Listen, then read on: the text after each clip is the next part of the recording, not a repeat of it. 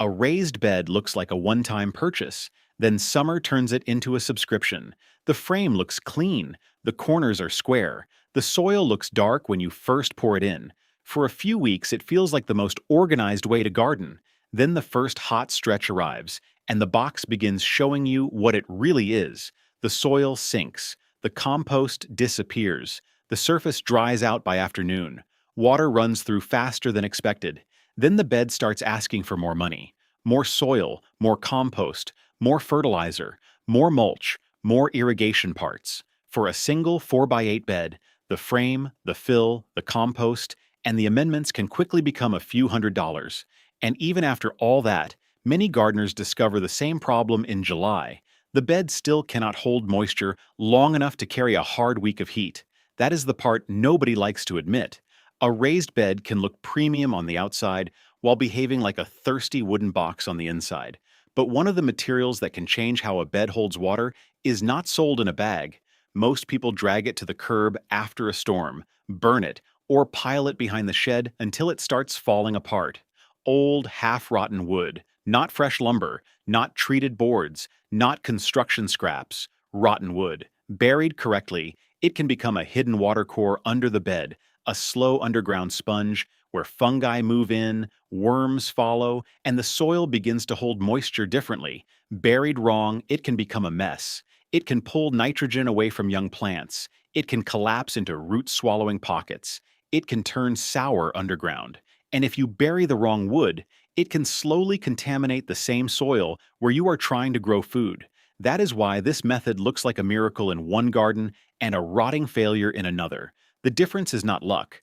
The difference is whether you understand the hidden rules before you bury the first log. And those rules became famous because of one of the most dramatic stories in modern regenerative gardening. The story begins in the mountains of Austria, at the Krameterhof, the farm associated with Sepp Holzer. This was not a perfect backyard with soft soil and a weekend compost project. This was steep mountain land, high elevation, long winters, thin soil, and slopes that conventional farming would normally try to simplify, drain, flatten, or avoid. That is what makes the story powerful. A young farmer takes over difficult mountain land. Around him, the usual rules say to make the land cleaner, flatter, simpler, and easier to control. But Holzer looks at the slopes and moves in the opposite direction. He builds terraces. He slows water down instead of sending it away. He builds ponds. He layers organic material. He uses woody debris instead of treating it as waste. The farm begins to look less like a normal field and more like a living pattern of water, wood, slopes, plants, animals, and microclimates. Then come the images that made the legend spread. Fruit trees on harsh mountain land, green terraces where people expected struggle, ponds holding water in the landscape, dead wood underground, and life above it. The contrast is unforgettable. Rotting logs below, leaves and fruit above, a difficult mountain becoming productive because water, carbon, biology, and shape were working together instead of fighting each other. That is why people remember this story. It feels like rebellion against the flat, bare, product-dependent version of gardening. It makes you wonder whether the problem in your own garden is not that you need more products. Maybe the problem is that your bed has no internal system. But the internet took the most exciting part and cut the method in half. It turned a landscape system into a shortcut.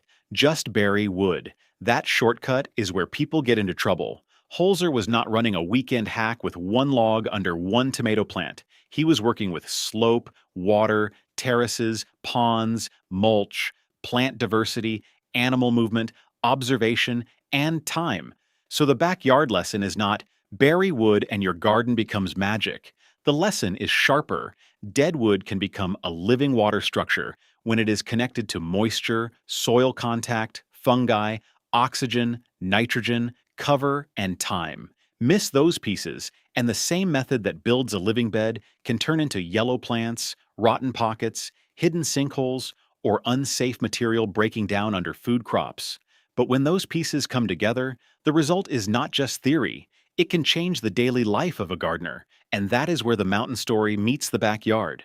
One backyard story explains why this method spreads so fast. A retired school teacher in the Pacific Northwest built a buried wood bed with storm-fallen maple logs. She packed the gaps, added green material, covered the whole thing with soil, and by the second spring, the story goes, she rolled up the garden hose and put it away. Her water bill dropped so much that it became the kind of story gardeners repeat. The city wondered if the meter was broken. That is the kind of detail people remember. Not because every garden will do the same thing. A damp Pacific Northwest yard is not the same as a shallow balcony planter in Arizona.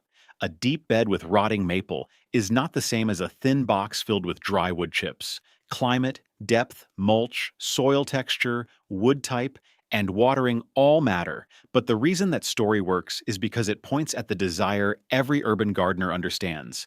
Less panic watering before work, less dragging the hose every morning, less watching a bed look fine at breakfast and defeated by dinner, less feeling like every season requires another trip for soil, compost, fertilizer, and irrigation parts. That is the promise worth testing. Not never water again, not free fertility forever. The better promise is this: if you build the buried core correctly, the bed may stop panicking as quickly, and once you understand what rotten wood does underground, that promise stops sounding strange.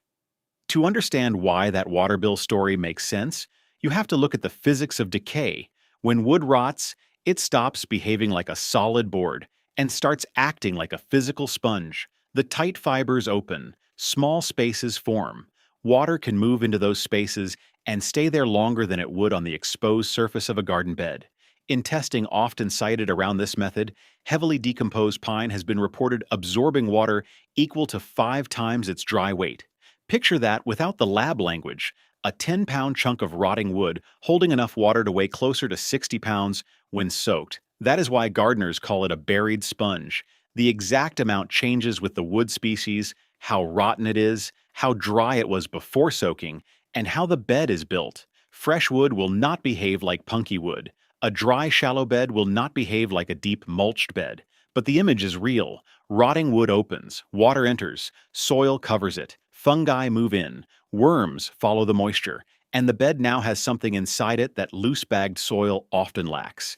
A hidden place where water and biology can stay longer. This is why rotten wood is not mainly a fertilizer. It is moisture structure first.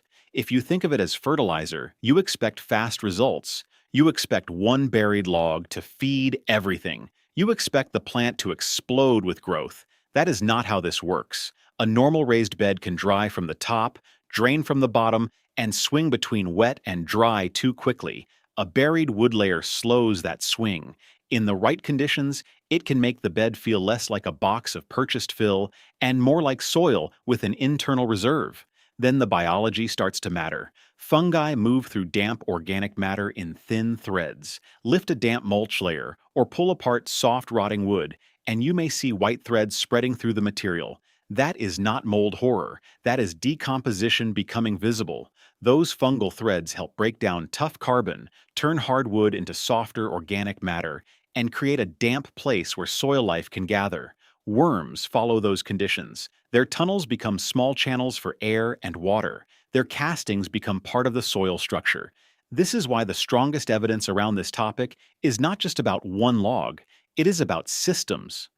A 2024 study comparing permaculture sites with nearby control fields in Central Europe found higher soil carbon stocks, lower bulk density, and much higher earthworm abundance on the permaculture sites. That does not mean one buried branch creates those numbers in your backyard, but it shows why systems built around carbon, cover, roots, water, and soil life can change the physical behavior of soil. Below the surface, the bed may look dark, ugly, and slow. Above the surface, the payoff can be beautiful. Leaves that hold longer in heat, soil that does not crust into dust after one hot afternoon, mulch that stays cool underneath, and roots growing into a bed that feels less desperate between watering. But this hidden core only works if you build it without triggering the traps. Here is the backyard blueprint. Start small. Choose one dry edge of a raised bed, the side that always dries first, the corner where the cucumber wilts before the rest, or the end of a row where the soil turns dusty no matter how often you water. That one strip becomes your test. If it works in your soil, you can expand later. If it fails, you have not sacrificed the whole garden. First, prepare the base. If there is grass or weeds, lay down plain brown cardboard. Remove the tape, glossy labels, plastic windows, and staples. Wet the cardboard until it bends against the soil. Overlap the edges so weeds do not find light through the gaps. Dry cardboard exposed to air becomes a stiff sheet. Damp cardboard buried under organic matter becomes a temporary weed block and a slow carbon layer that fungi can soften. Now choose the wood. This is the poison wood trap. Use clean, untreated wood, old branches from a known tree, storm-fallen limbs from a clean area, or partly rotten hardwood that feels soft, cracked, and already halfway into the soil cycle. Do not bury pressure-treated wood, painted boards, stained fence scraps, plywood, glued lumber, old deck boards, railroad ties, or any wood with a chemical smell. If the wood is clean, slow breakdown can become soil building. If the wood is contaminated, slow breakdown becomes slow contamination. That is the wrong kind of long-term system under food crops. Also avoid black walnut in a vegetable bed unless you truly know what you are doing. Some aromatic rot-resistant woods can disappoint too because they resist the breakdown you are trying to encourage. The best wood is not the prettiest wood. It is the wood already starting to disappear. Now pack the wood tight. This is the root-swallowing pocket trap. Do not stack wood underground like a campfire, big branches, loose spaces, a quick layer of soil, then plants. It looks finished for about 2 weeks. Then the bed sinks. Water runs into hidden gaps. A tomato leans. A seedling disappears into a dip. Pack the wood low and tight. Fill the empty spaces with smaller twigs, old leaves, compost, or soil. You want contact, wood touching soil touching organic matter, and moisture moving through the layer instead of falling into empty pockets. A little settling is normal. Sudden holes, deep dips, and collapsing pockets mean the base was too loose. Now add the green layer. This is where the internet gets into a massive war. One side says wood steals nitrogen and kills your plants. The other says it is a myth. Here is the missing biological fact. Fine sawdust near roots creates a starvation zone, but large rotten wood buried deep is safe if you give the decomposers a starting boost. Sprinkle a thin layer of untreated grass clippings or finished compost directly over the wood. This feeds the microbes so they do not rob your crop zone during the first season. Do not pack it wet. Do not turn it into a buried swamp. After that, add browns, leaves, straw, old mulch, or partly broken down plant material. Now build the planting layer. Cover everything with soil and compost. If you plan to plant soon, young roots should not sit directly in raw decomposition. Around 6 to 10 inches of soil and compost above the buried material is a practical target, but the number is not magic. The real goal is separation. Raw material below, stable root zone above. Now water deeply and cover the bed. A quick sprinkle will not activate the buried core, but a flooded, compacted mass of wet grass can go low oxygen and sour. The bed should smell like damp leaves, compost, and soil. If you open a spot and it smells like a swamp, pull that section open, add dry leaves or compost, and let air back in. Healthy decomposition smells earthy. Bad decomposition smells trapped. Once the bed is watered, cover it with mulch. Pull mulch back slightly from small plant stems, but keep the soil covered. That cover keeps sun from baking the surface, keeps wind from stripping moisture away, gives worms a reason to come upward, and helps the hidden wood core stay damp long enough for fungi to move in. The first season is not autopilot. The first season is activation. During the first month, the buried wood is still learning to hold water in your soil. Fungi are still moving in. The soil is still settling. The nitrogen balance is still stabilizing. So water it like a normal bed. Mulch it like a normal bed. Check it more than a normal bed. Lift the mulch after deep watering. Push a finger into the soil. Is it still damp underneath or dry all the way down? Watch for settling. Smell the bed. Look for cardboard softening, mulch staying cooler underneath, and the first white fungal threads moving through leaves or soft wood. That is the system waking up. By the second season, the question changes. You are no longer asking whether the buried layer is alive. You are asking whether it is starting to stabilize the bed. The soil may stay damp longer after watering. Mulch may. After a hot afternoon, lift the mulch and compare the buried wood strip with the rest of the bed. Feel the difference. Look for worms. Watch how water enters the soil. Check whether the surface crumbles or turns to dust. The bed will tell you if the method is working. You do not have to copy a mountain farm. You do not have to gamble the whole garden. Start with one strip, one clean branch, one dry edge of a bed, one place where the soil always fails first. Then watch. Does the layer stay damp? Does the cardboard soften? Do worms move in? Does the soil settle slowly instead of collapsing? Do plants hold better through heat? Does water soak in instead of running off? That is the real education. The forest has been running this process longer than any garden center has been selling soil mix. Fallen wood becomes sponge. Sponge becomes fungal habitat. Fungal habitat becomes worm country. Worm country becomes structure. Structure becomes a bed that can hold life a little more steadily. Once you see that chain, an old branch behind the shed stops looking like trash. It starts looking like the first layer of a system. The next time a storm drops a clean branch in your yard, do not only ask how to get rid of it. Press your thumb into the wood, look for dark cracks, damp fibers, soft spots, and the first signs that fungi have already started the work. That branch may not be soil yet, but it may already be on the path. A raised bed that has to be refilled every year is a container. A bed with carbon, moisture, fungi, worms, mulch, and thyme begins to become something else. A system. And sometimes the first layer of that system is not something you buy. It is the old rotten wood you were about to throw away.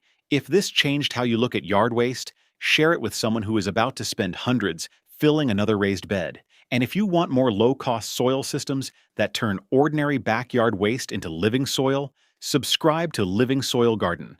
The ground responds to what you give it. Give it clean wood, moisture, cover, and time, and it can start giving you a bed that holds life from the inside.